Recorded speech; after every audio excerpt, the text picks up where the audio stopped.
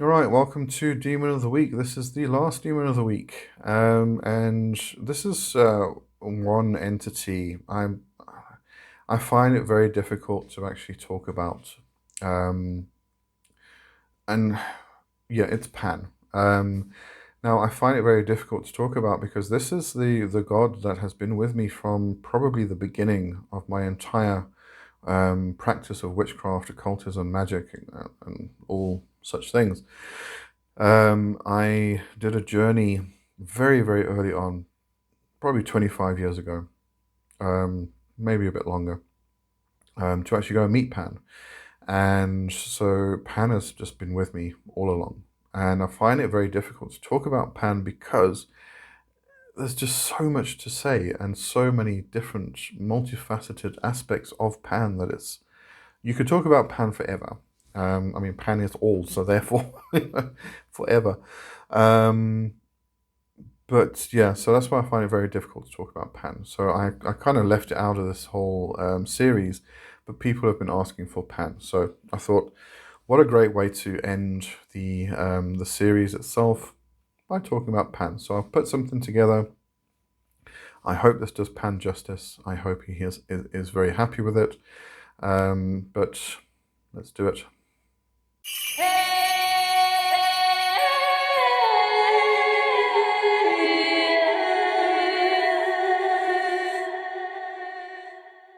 So the great god Pan stands as one of the most evocative figures in mythology, a deity whose essence embodies nature's untamed spirit, humanity's primal instincts, and the mystical energies that permeate the world. From his origins in ancient Greece to his transformations in romantic literature and modern spirituality, Pan has been a symbol of both wonder and unease. His stories, appearance, and enduring relevance reflect humanity's complex relationship with the natural world and its deeper mysteries. Pan's roots are firmly planted in the rugged landscapes of Arcadia, a mountainous region of ancient Greece known for its unspoiled wilderness. Unlike the Olympian gods, who dwelled in the structured realm of Mount Olympus and represented the ideals of civilization, Pan was a deity of the wild. His domain was the forests, pastures, and caves, places untouched by human hands, where the rhythms of life followed nature's governable patterns. His physical form was a reflection of his domain, with the horns, hooves, and legs of a goat combined with a human torso and face. Pan defied classical ideals of beauty.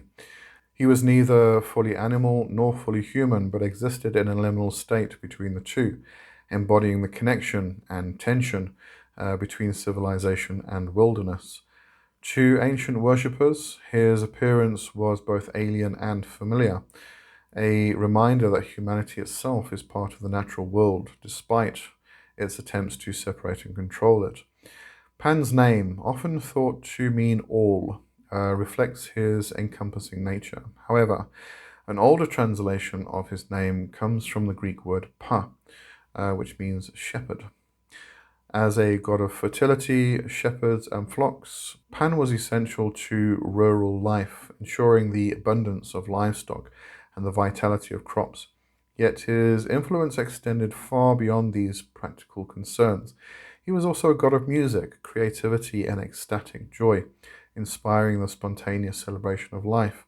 His syrinx, the reed flute he carried, more commonly called the panpipe or the pan flute, produced haunting melodies that could enchant listeners or fill them with sudden dread. One of the most fascinating aspects of Pan is the duality inherent in his nature. He was a bringer of joy and inspiration, a figure whose presence could fill the heart with an overwhelming sense of connection to the natural world. His music could evoke serene pastoral scenes, a harmony that mirrored the cycles of life and death in nature. Yet, Pan was also a source of fear. His name gives us the word panic, a sudden, uncontrollable terror, often experienced in wild, remote places. This fear attributed to Pan's presence was not arbitrary. It was a recognition of nature's unpredictability and power. In the wilderness, away from the safety of human settlements, one becomes acutely aware of one's vulnerability. The rustling of leaves, the growl of a distant predator, or the vastness of the forest can evoke a sense of insignificance. Pan, as a deity, personified this experience, the awe and terror that comes with confronting the raw forces of nature. This duality also extends to Pan's interactions with others. One of the most well-known myths about Pan tells of his pursuit of the nymph Syrinx. Fleeing his advances, Syrinx prayed to the river gods for deliverance and was transformed into reeds. Heartbroken, Pan fashioned these reeds into his syrinx or panpipes, creating music that immortalized his unfulfilled longing. The story encapsulates themes of desire, transformation, and loss, as well as the idea that creativity often arises from tension and struggle. While Pan was a prominent deity in Arcadia, his influence waned as Greek religion became more focused on the Olympian gods. Nevertheless, he retained an important place in rural worship and continued to be celebrated in festivals such as the Lupercalia, which honored fertility and renewal of life. As Greek culture spread throughout the Mediterranean, Pan's image began to evolve. In Roman times, he was syncretized with the god Faunus, retaining his association with fertility and rustic life. However, with the rise of Christianity, Pan's godlike features and connection to carnal desire made him an easy target for demonization. Over time, his image influenced the depiction of the devil in Christian iconography, cementing his association with the forbidden and the profane.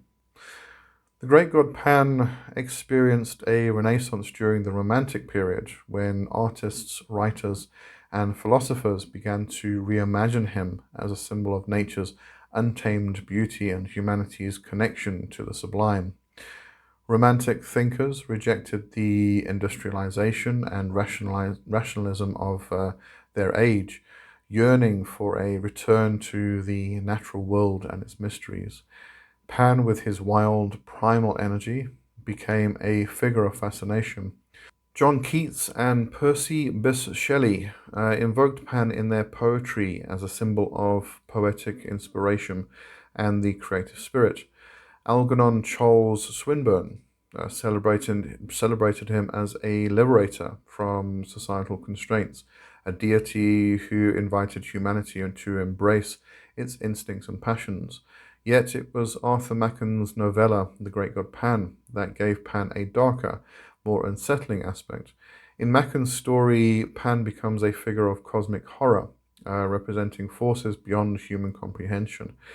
This reimagining reflects a broader cultural fear of the unknown, particularly in an age when scientific discoveries were expanding humanity's understanding of the universe. In contemporary times, Pan has found a home in neo-pagan and occult traditions, where he is celebrated as a god of fertility, nature, and creativity. For many modern pagans, Pan represents the life force that flows through all living things, a reminder of humanity's connection to the earth and its cycles. His wildness is seen not as something to fear, but as something to embrace, a counterbalance to the rigidity of modern life. At the same time, Pan's legacy remains complex. His goat-like appearance and associations with carnal desire continue to evoke unease in some quarters, a reminder of the enduring tension between humanity's instincts and its aspirations. Yet, this very complexity is what makes Pan so compelling. He defies simple categorization, embodying the contradictions and mysteries of existence.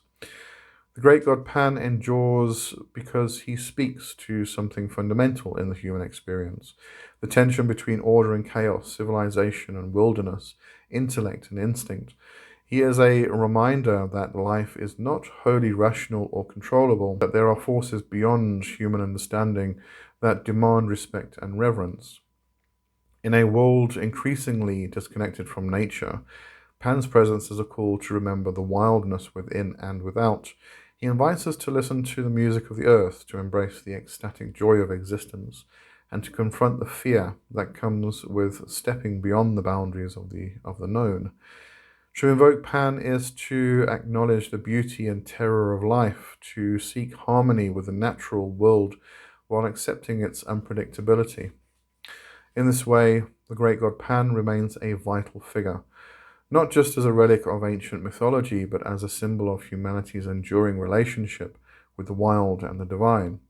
He stands at the crossroads of past and present, reminding us of our roots, even as we reach for the stars.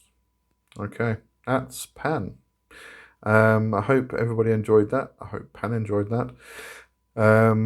And brings us to the end of this particular series, Demon of the Week. But we will continue. I'm not going anywhere. I will still be around, obviously.